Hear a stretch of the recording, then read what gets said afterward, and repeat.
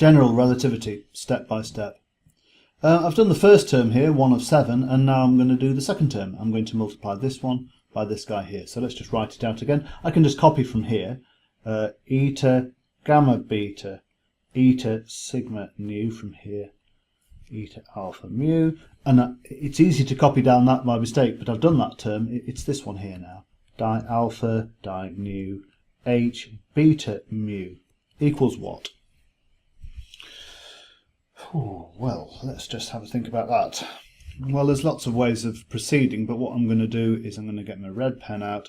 I'm going to contract these two terms here to form a... There's a nu on the bottom, which is sum, so we've got a di sigma on the top. And yeah, am I recording? Yeah, and now what I'm going to do, I'm going to change to blue. I'm going to use that term and this term here to raise that index from that beta to a sigma on the top. Better go back to black. And that's an h mu downstairs and a gamma upstairs. What have I got left? What have I got left?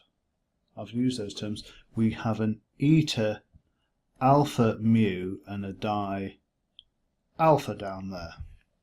So what does that equal? See, I'm just gradually putting the cuffs on these guys.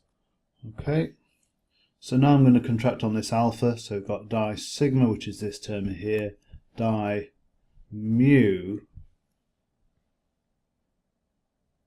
Yeah, that's right.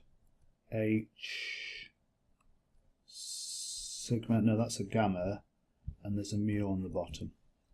And I'm going to rewrite that as di sigma di mu downstairs with h mu gamma on the upstairs.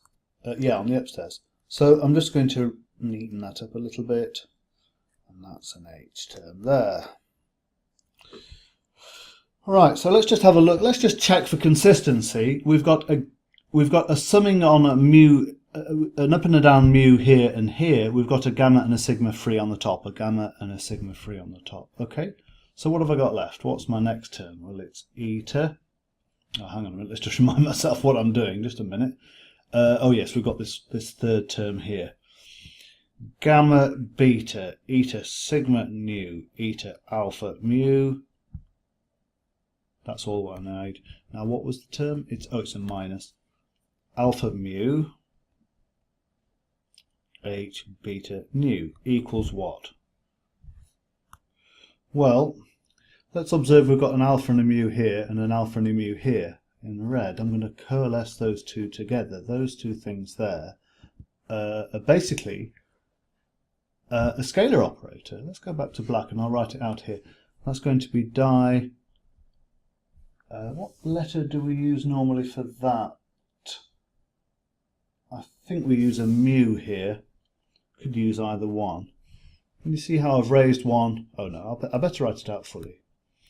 It's di mu, so it's di mu, di mu. That's those two terms there. It's a minus sign, so I better put that minus sign back in.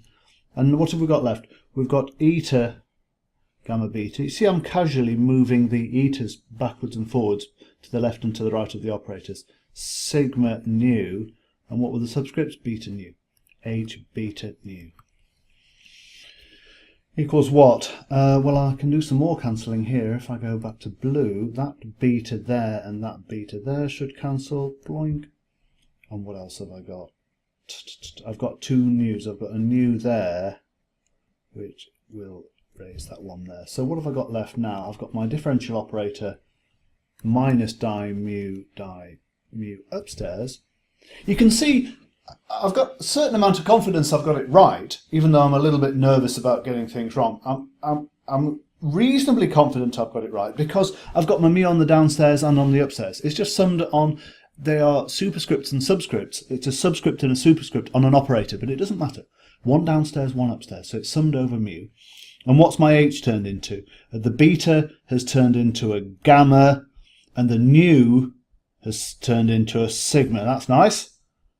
Okay, I'm going to stop there because I'm nervous I'm going to get it wrong. So we've done 3 out of 8. Almost halfway there. Stop, stop, stop, stop, stop, stop, stoppy, stoppy, stop, stop.